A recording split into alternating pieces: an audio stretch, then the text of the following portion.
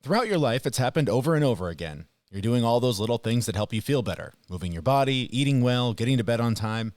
But then something comes along and throws you out of your routine, and you spend the next days, weeks, and months trying to get back on track. Today, we'll share some simple things you can do to ignite the spark that lights a fire, helping you become the best version of yourself. Coming up today on The Fit Mess. When you feel those nerves, when you feel that uncomfortableness, should I really do that? Or feel that fear? I use it as a reverse indicator. Yep, that's absolutely how I need to move forward, because that is where the growth is. That's Jeff Wickersham. He's a mindset and peak performance coach and host of the Morning Fire for Entrepreneurs podcast. Today, we'll talk to him about how to become the best version of yourself, even when you feel like the worst version of yourself. But first, I'm Jeremy.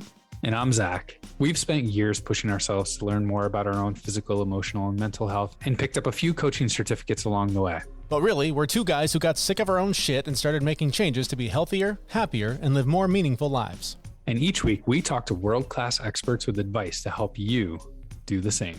Zach, we go on other shows all the time, and we talk about how our show helps hold us accountable, and that is so true for me this week with this episode. As you're going to hear in this interview, I've gotten way off track with all of my self-care stuff in the past month and a half, really since summer started and the kids were home from school and all that. But what we discuss with Jeff in this interview has already, just in the few days since we talked to him, has helped me course correct. And I'm hoping that if you're in the same situation as I am, where summer's a little bit less predictable, you're out of your routine, hopefully you'll hear some things here that will help you hit that reset button and get back on track. Man, you said it. The summer routine really throws a wrench into the whole thing. When I was a kid, I loved summer vacation. I genuinely just didn't realize how much stress that put on my parents. Yeah, seriously. It's funny, even when my kids were little and before they were in school and went somewhere for the day, I would see other parents, around this time, early August, going, somebody please take my kids back to school. And I never got it. I was like, what do you mean they're fun? They're little, they're kids are great. And don't get me wrong, I love my kids and I love when they're around. But when you're trying to work, take care of yourself, keep the house clean, all these things, knowing that they are safe and at school and learning and getting an education, it just makes it easy for you to sort of clear up a little bit of your day so that you can take care of yourself. Yeah, but it's not just kids that throw you out of the routine too, right? There's that thing called life and a job and bills and the voices in your head and all of the things. Yeah. There's so much that's going to throw you out of the routine. I know I have actually been pretty good with my routine recently. Does it hurt? Does it hurt to pat yourself on the back that easily? Well, I actually can't because my forearm hurts so bad from working out that I can't actually reach back and do it at the current moment. But I've just been doing really well with goals in the gym and outside of the gym, work goals and things like that. It's just kind of all feeling really, really well. Mm-hmm. But then at the same time, I have all these other things that I want to start doing or that I haven't started yet. And I've found myself going down that hole of you're a piece of shit comes out. Mm-hmm. And I've been able to stop myself most of the time. You're no. Look, acknowledge the wins. Yep. You're doing well. Yep. You're doing really well. And you will get to all of that other stuff. So it's your mindset is, I mean, we talk about it all the time, but having that right mindset and having that interrupt, a switch where you can be wait a minute, what I'm saying to myself is not true. Mm-hmm. There's no evidence for that. It's not true. Yep. It just blows me away when the things we're saying in our head, we believe it. We believe it so hard, and it's most of the time not true. I had a session with a breathwork coach this week that will actually appear on the show in a few weeks, and he taught me a little trick. And it's funny how you sort of hear these things, and you sort of need to hear them at the right time to implement them into your life. And I was telling him about that voice that tells you you're a piece of shit, and you suck, and you're not good enough, and you're not worthy, and other people don't want you around, they don't care what you think. And he just said, you just need to give yourself a roommate. Imagine that voice is the person sitting on the chair next to you or on the couch next to you, and they're saying all that shit. And you just need to turn to them and just say, shut your mouth. And it is amazing how when you take that voice out of your head and put it in the seat next to you, it's easier to tell it, that's enough. We can continue this conversation later, but right now I don't need to hear it. It was just such a powerful tool, and I've been trying to implement that this week since I was taught that. And so far, so good. It's been helping out. That's awesome. I know for me, like the last year of my life has been really weird. Like I've said it on the show before, like I quit the job that I had and walked away from my marriage, like two really, really big identifying pieces of your life. Yeah. And it hit me a week ago. Like I just had this moment in my kitchen where I had just gotten like a good email from work, like saying I did a good job on something, and I had just gone on a date with a girl that went really well. And like I just had this moment where like the last 12 months of feeling like a piece of shit at my job and at home, where like the voice shut up for a second. I was like, oh, you're not so bad. There was just so many negative experiences that happened to me in the last year that like shifted my mindset in an unhealthy way. Yep. And it was just great to have that moment where I was like, oh, no, you are okay. Like you're good. You're fine. That's one of those things overwhelming. That's one of those things we talk about here all the time is building a case, right? Piling up the evidence that other people do care. People do want you around. They do give a shit about you. You are good at what you do. All of those things that are so hard to hear when you're in the trenches and things aren't going well and you don't feel like you're doing your best and you're not showing up in a way you want to. Those are those positive messages, those positive things, those wins are what you got to stack up and keep looking back at to prove to yourself that the guy next to you can shut up because he's not making any sense with all the negativity.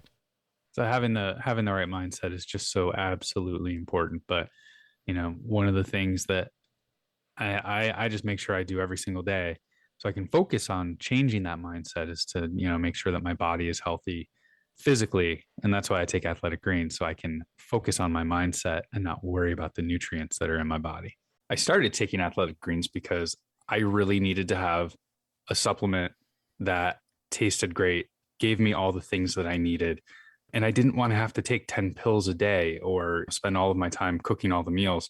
I try and get my nutrients from food, but let's face it, we don't get everything we need every day from food. So Athletic Greens was a great solution for me. It tastes great, gives me everything I need for more energy, better gut health, optimized immune system. It has less than a gram of sugar, and there's no nasty chemicals or artificial anything, and it actually does taste good. And for what you get, it's less than $3 a day. And right now is the time to incorporate better health, and Athletic Greens is a perfect start.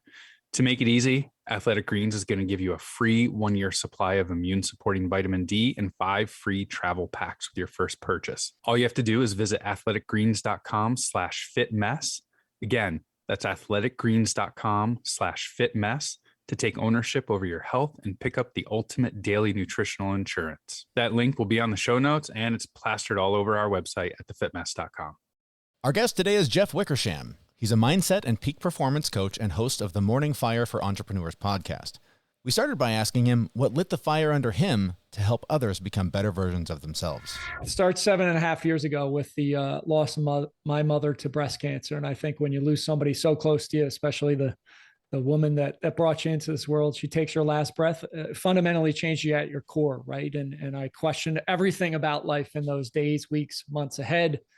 And I felt just at my core, I needed to make a shift. I needed to make a change. Life was fragile, left corporate America, opened up a gym locally. And then what organically grew out of that was mindset, accountability, performance coaching, intentionally stepping into the best version of myself personally and professionally and helping guide others to do that. And now it's just, I'm ever consumed by it. And I love every single day and grateful for the opportunity to talk to you both today. I've read the story of your mother's passing. It was sounds like a very dramatic experience to have gone through. Was that? I don't get the sense though that was like a rock bottom for you. You seem like you were a competitive guy from the beginning, real positive upbringing. Your family was really supportive. Were you always kind of a high performer, and this was just sort of elevated that game, or was this sort of a big turning point in your life where you're like, I need to really do something different? It definitely was. So I was competitive growing up, and always wanted to win whatever we're doing, whether it's a game of Monopoly or on the football field. But my senior class, I was on the male side. I was voted biggest complainer. And in college, I had a fraternity brother that was in one of my masterminds, and he kind of said, you were kind of a Debbie Downer in college. So I definitely was not that positive force that I am now. So, for the listeners, where you start doesn't need to be where you finish, right? And losing my mom was definitely that trigger, that spark looking back to say, okay, today is a gift. How do you use it to the best of your ability? And any day I wake up and I'm standing is another gift that you get. So definitely not where I started from a mindset, kind of complaining, non-positive person to developing into it. So kind of a similar story in my life. Like my whole family tells me to this day that they thought that I would be in jail or dead from my teenage years. And, you know, I've shifted things slightly. So, you know, I'm very interested in, how did you make that shift? Did it happen overnight? What was the one thing you did, or millions of things that you did? I'd love to hear you just, you know, talk about, you know, how you, so obviously you recognize that you may have been that way and you made that shift, but how did you start that process? How do you even start to unpack making that shift? Like if I'm sitting here going, I'm a little down, I want to make that shift. Where do you even start? It was absorbing every piece of content I could right in the beginning. And I feel like we live in the best time of the world, right? Where technology is at our fingertips, but it's also a crutch that people fall back on, right? Where they're just constantly consuming, but they're not executing or putting to action what they learned. So, you know, to your point, Zach, I mean, it was a million little steps, and there's been multiple iterations where, yes, the trigger was my mom's passing, but then as a gym owner, I still had some of those bad habits that I had previously, where I remember going to coach a Saturday exercise class at my gym, and I was up late with the buddies drinking beer till 2 or 3 in the morning. And I stunk like alcohol. My wife called me out on it. She's like, how can you go teach a fitness class when you smell like alcohol? Okay, great to bring out, lay some truth on me. Okay, now I need to do things differently. It's constantly that iteration process. And I think so many times in life, we feel like, hey, once we get to here, everything is just going to be smooth, and we're never going to be exonerated of the work of getting better. And when you can get into that mindset, hey, every day is an opportunity just to get a little bit better than the day prior. Man, okay, I had a question and now I have two, because and these are both coming from my life right now. So one, it's all habits, right? It's doing those little things every day that build you into the person you're going to become. I started the first half of this year kicking ass, going to the gym every day, feeling really good. Okay. And then summer hit and the kids were home. And so the routine's thrown off. You miss a day, miss 3, go on vacation, miss 2 weeks. And now it's been a month.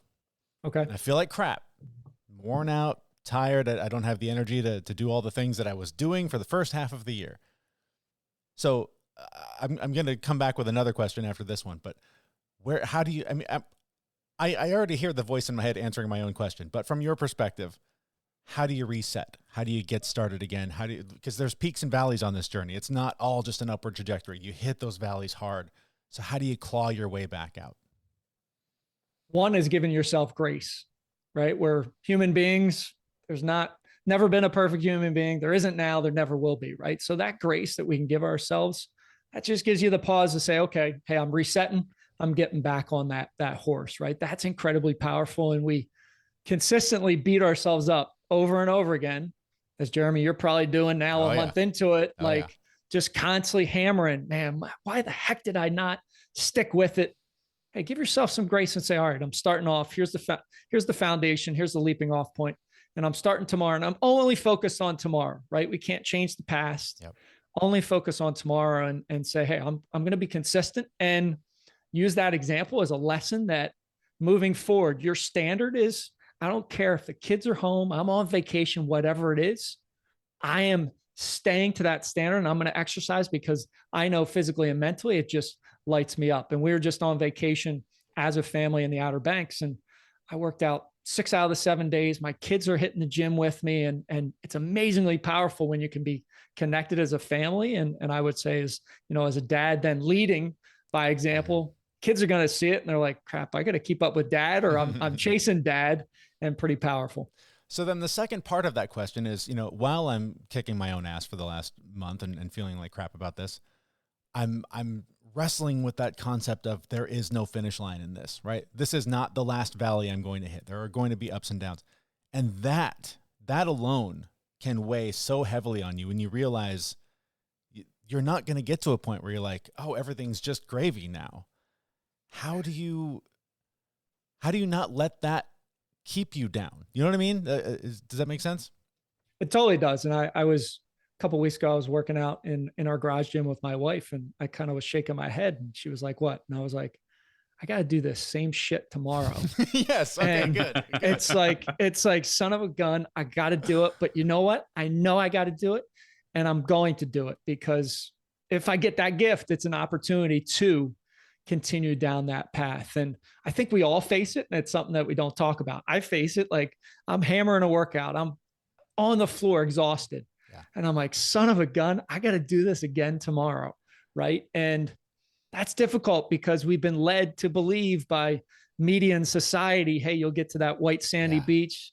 The ocean will be crystal blue. You'll have your toes in the water and you'll just be able to sit there. It's you won't be happy with that, right? We need targets. We need missions. We need purpose in our lives. So you're probably wrestling with it right now and going through it. And eventually you'll get to that iteration, which I do now. And many times it's because I'm setting my identity right when I wake up, like working out, for example. Every day I set my identity. I'm a world-class athlete.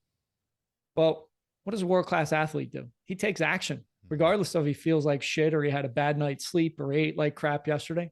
He's still working out. So that standard, that identity is a pretty powerful force. I love hearing that a guy with your level of energy also has days like that. So that's good to hear. So cool. Thank you for that.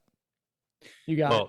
So let me follow that up, because I had a little bit of a struggle this morning myself. So when you're in those moments, like, wait, I didn't know this was going to turn into Zach and Jeremy's therapy sessions. Well, no, I think this is actually pretty applicable, because, I wrestle with, that same thing of like, oh, I don't want to do this. But, I woke up this morning and I have been hitting the gym for, I think, probably 5 days in a row. It's a CrossFit gym, so it's different every time. But I kind of woke up this morning and was like, I got to go to the gym. My body was telling me different, though. Like, it wasn't my head going, I don't want to go to the gym, because I truly wanted to go to the gym.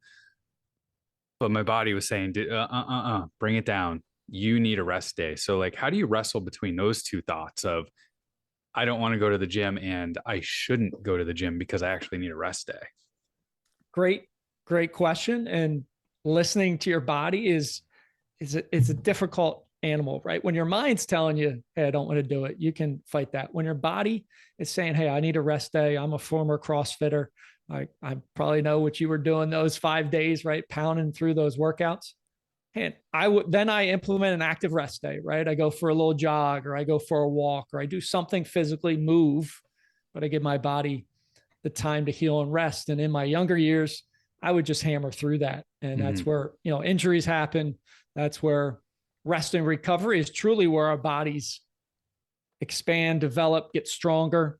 So I'm much more in tune to saying, hey, today's an active recovery. It doesn't mean I'm going to sit on the couch and eat ice cream all day long, but I'm going to move a little bit, get that lactic acid out, recover, and then I'll be able to hit it harder.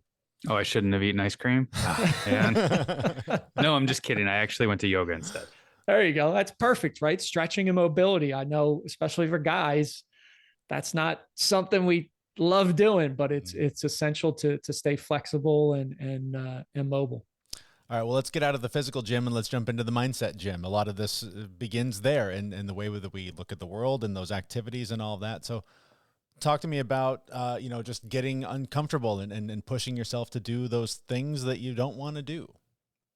It is such a critical component. So many peak performers say the mindset is more important than the physical side, right? The mental side. And I love cold showers, ice baths, cold walks. I love putting myself in that natural stress because I feel like that's a rep you can do fairly easily once you get into it. And that's flexing your mindset, your mental muscle. And there's something about stepping into the cold, either a shower or ice bath, and your mind saying, get the hell out of here. We're not doing this. And you saying, nope, we're going to move forward. It's uncomfortable. That's where the growth is. And saying, go sit in the corner. I'm stepping in anyway, and doing those reps day after day. So, one of the amazing things I love to think about is using triggers as reverse indicators. So when you feel those nerves, when you feel that uncomfortableness, should I really do that? Or feel that fear, I use it as a reverse indicator. Yep, that's absolutely how I need to move forward, because that is where the growth is. And so many times, we've been taught, we've grown up, fear, nope, I shouldn't do it. It's going to harm me. Well, that's actually where the growth is. It's not going to harm you. So using that as a reverse indicator is a pretty great way. And getting into the cold is a great way to get some mindset reps in. But that applies elsewhere too, right? It's not just the cold, right? It's I should go for a walk, but I don't want to, or, I should sit down and meditate, but I don't want to. Can you just elaborate a little bit more, like on your thought process when that happens? I know, just specifically for me, I have things that I know I need to do, and I get that nervousness. I get that, I don't know about that. How do you, what steps did you implement to actually like just put that interrupt in there of like, whoa, wait a minute. I need to think more about this.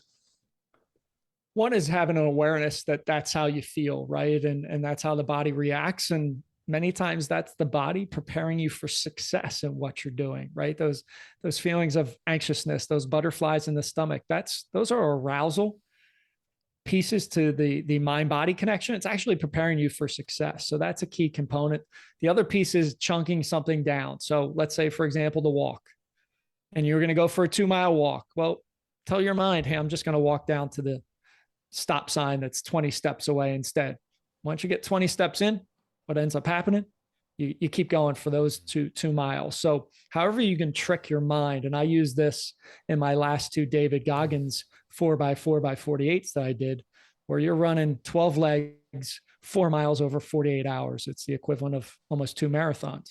Well, when you start at 11 p.m., that first one, you've got 11 more. If you look at it that way, the mind's going to go, hell no, we're not doing this. Where if you can say, and after I finish my 11 p.m. run, I only have one more 11 p.m. run left. All of a sudden the mind says, hey, we can do this. So however you can chunk it up and make it smaller so the mind sees that it's doable will definitely allow you to move through. The other piece is I love when conditions aren't right. I call it my rainy day mentality. So it's raining outside. You're going to go for a run or a walk. 99% of people aren't going to go. So you want to get ahead of 99% of people? Go for that run, go for that walk. In those elements, you are getting ahead. So when you flip it that way, it inspires you to say, hey, I'm getting ahead of everybody that's not going out in those conditions. So those are a couple mental kind of strategies and tips that I love to implement. One of the things that I think has helped me the most when I'm not in the valley, when I'm climbing or I'm on the peak, is the recognition that the motivation was just the match, right? Like that lit the fire. It's the consistency of doing the thing every day that starts to eliminate the need for those mental tricks and the talking yourself into it and listening to which part of your body's telling you what. So what role does consistency play in whatever journey someone's on to improve themselves? I mean, consistency is the ultimate force multiplier, right? If you have energy, you have time, you've got to have consistency. That's what allows you that exponential growth eventually. The issue is we don't know when it's going to happen, right? So many times people stop before they get to that peak, before they get to that win, because they just don't know when it's going to happen. But if you're consistent over and over again, you'll eventually get there. I'd also say, so many times people just struggle with accountability, having somebody else that's there. And accountability is just a core fundamental in any coaching program I run, because when you have somebody else that's counting on you, or when you tell somebody else you're going to do something, it's so much more powerful than when you say to yourself, hey, this is what I'm going to do. So ways that you can kind of flip that switch in your subconscious mind to hold you accountable by being with others is a powerful force as well. All right. So you got me on the accountability, but you mentioned one word in there that lit a fire and then it quickly fizzled: energy. I have always found, and I know I hear this from a lot of people, is, like, I want to make a big change. I want to do these things in my life, whether they're mental, physical, whatever, but I just don't have the energy for it. And I know that, in that moment you feel like you don't, and the things that you have to do, you feel like it's going to drain you even more.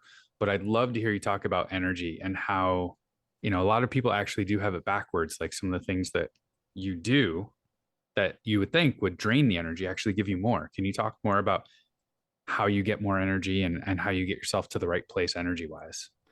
So number one would be, I love to think about putting a force field around me of negative energy isn't going to get in. So limiting my exposure to news, to social media, to any type of negativity. I don't watch the news, and people are like, how do you not watch the news? It's all negative. Why do I need to hear of stuff going sideways? Right. That impacts your energy. Right. So that's number one, putting up a force field, almost having like a centurion guard at the door of your mind where, hey, I'm not letting these negative thoughts in. That's incredibly powerful. The other piece, energy, we are physical beings. We're meant to move. So, you know, you talk about amping your energy up all day long. I love doing push-ups all day long. Like pick an exercise and do it before your meeting. I was doing push-ups before this podcast, right? How do you amp up your energy? You move a little bit. Could be air squats, could be sit-ups, could be just going out for a walk.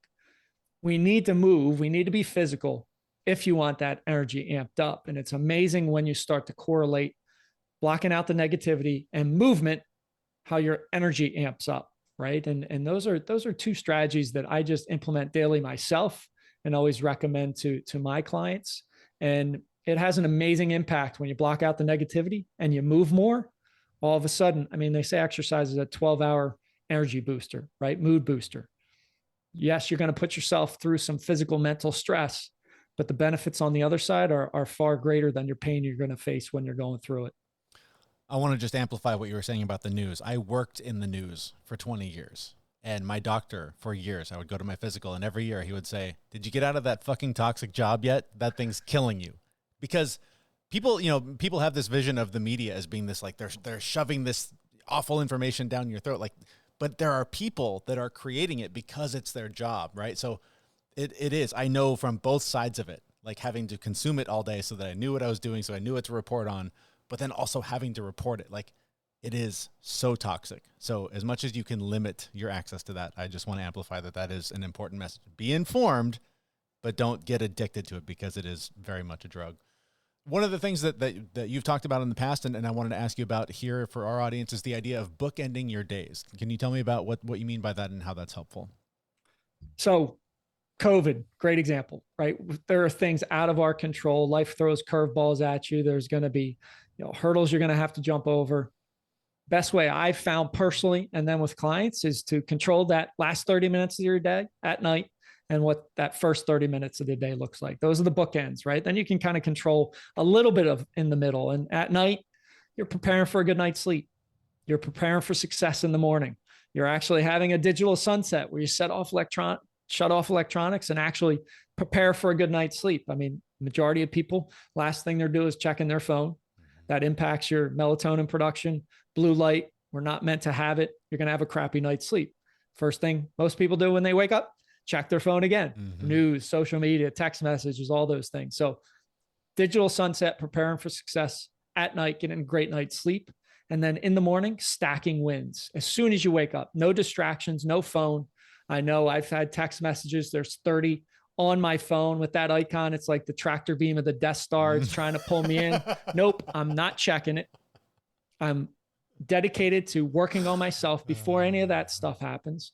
Water, exercise, meditation, gratitude, notes to my sons, a little bit of reading in like 20 minutes. I've stacked 6 or 7 wins. Okay, now I can check my phone. Why? Because I feel good about myself mentally and physically. The text message doesn't impact me as much because I am lit up physically and mentally, where the opposite occurs so many times. We check a text message, it's a bad one. The whole day is off the rails, right? And our day is just down this path of not being successful, being pissed off, being angry. Where you control those bookends, you're going to have a lot more good days than you would bad days. I'd love for you to expand a little bit more on the phone, the digital detox, right? The 30 minutes. That is so hard for people. Like, how many times have you coached clients through that? And they like, I'd love to hear some of the excuses that people have put forth to you of, well, I can't because, you know, like it's an emergency. If there's an emergency, I need it close by. Like, what are some of the common things people come to you with why they can't do that? one, there's always resistance to it, right? Because it's so addictive. And I went through it with my sons. I mean, I got to a point where I'm like, we need to have a digital sunset as a family. You can't be on social media. You can't be looking at it. We got to get a good night's sleep. Many times they're, hey, somebody wants to get a hold of me, or I'm going to miss something. And I'm like, listen, put it on do not disturb. Have your people that your most important people in your favorite section. Tell them it's on do not disturb. If they need you to call you, it'll ring through, but you're not going to get dinged throughout the night. You're not going to get notifications from ESPN that your team just hit a home run, like things that just wake up your sleep. And it just takes practice. And typically I'll start with, hey, just do it for 1 minute. Just put it away 1 minute before. And tomorrow, let's do 2 minutes. And you start to build and you make progress. And that's one of the things I love to stress with habit creation is that first step. It should be so easy that it's laughable.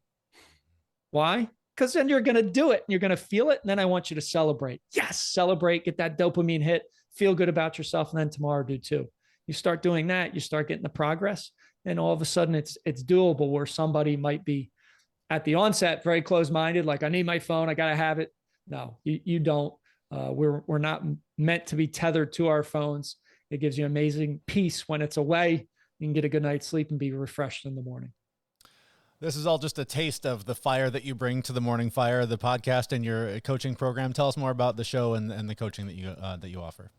Yep. So Morning Fire for Entrepreneurs, give some daily episodes, interview some high performing entrepreneurs. And on the daily episodes, it's 5 to 8 minutes. I just want to give you a big idea that might move your life in a certain direction, maybe bring in an awareness to you. And then all of the programs I have are out at www.themorningfire.com. Got a lot of content out there. Check it out. Book a time with me. Would love to speak with you.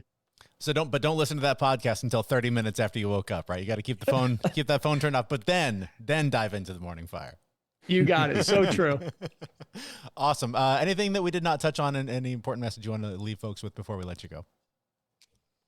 Today is a gift you will never get back. Use it to the best of your ability. Our thanks to Jeff Wickersham. He's the host of the Morning Fire for Entrepreneurs podcast. You can find links to him and his work in the show notes for this episode at thefitmess.com. So one of the pieces that I just absolutely love there, which I actually wrestled with for a long, long time, and I now love it, is that like, this is a lifelong journey. Like, there's no finish line for all of this stuff. Like, you're just going to be doing it till the day you die. Some days are going to suck. Some days are going to be really great, but like focusing on looking back and seeing how far you've come over certain time periods is where you need to look at. What's happening today might be the shittiest day you've had all week, but make sure you look at the wins you had on the other days. Well, and I also liked how he talked about like being in the gym at one point and just being hit with like, I have to come back and do this shit again tomorrow. Like even when it's good, sometimes you get hit with this, like, this just is never going to end. I can't just be done. That kind of sucks. And so that's why it's really important to develop the habits that just become automatic, because sometimes it's just so hard to get your foot out the door to do the thing you need to do. But if you can just build up those tiny little habits every day, those baby steps, and be in love with the process, don't worry about getting the summer body or the perfect job or whatever the thing. Just try to really enjoy the process, because otherwise it gets really overwhelming really fast. Yeah. And the part that, really hit me a long time, I remember working with my dad, painting a house, and like having the thought that I was like, I have to do this every day for the rest of my life in order to make money.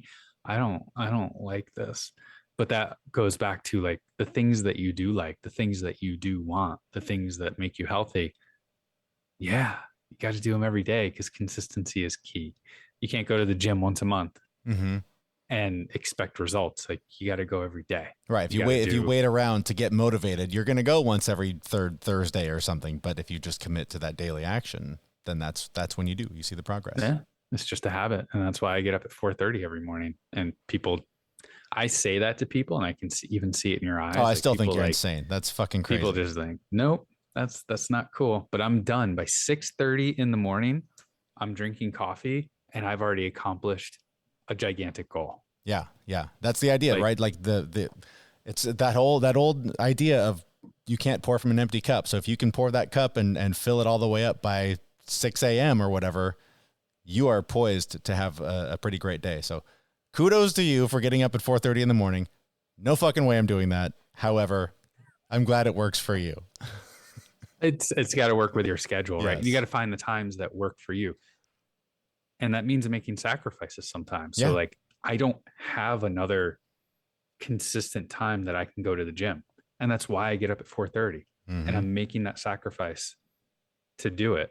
If I didn't go to that one class, I'd maybe make 2 a week, depending on like how my schedule went. But like, that's the only one that I can consistently get to. All right. Well, Zach's got to get up early, so we're going to wrap this show up. But don't let the conversation end there. Join us on our Facebook group where you and fellow Fit Mess listeners can connect to make fun of Zach for getting up at 4:30 in the morning and a whole lot more. There's also just a lot of really cool people in there on a really similar journey.